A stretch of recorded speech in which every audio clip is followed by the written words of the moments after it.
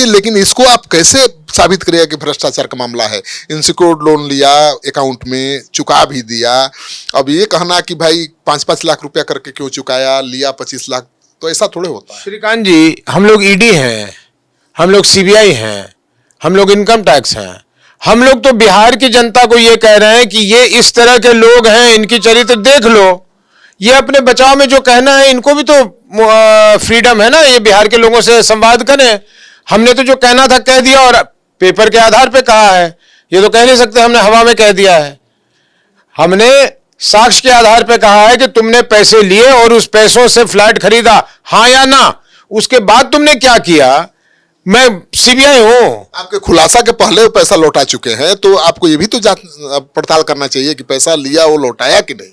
मैं पूछ रहा हूं कि संदिग्ध वो इस घेरे में, वो शंका के इस घेरे में आते हैं कि दिलीप जायसवाल जी कौन है और मंगल पांडे जी कौन है।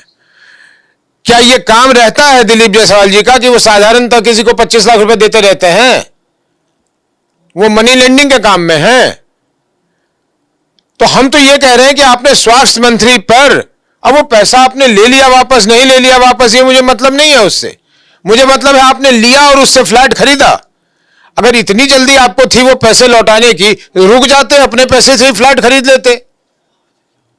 लेकिन इस आधार पर आप कैसे कह देंगे कि भ्रष्टाचार हुआ है, रिश्वत का पैसा था जब लौटा दिया? हम तो कह रहे हैं श्रीकांत जी कि नैरेटिव सेट कर रहे हैं, परसेप्शन बना रहे हैं। नहीं, परसेप्शन नहीं बना रहे, हम तो साक्ष्य के आधार पर कह रहे हैं।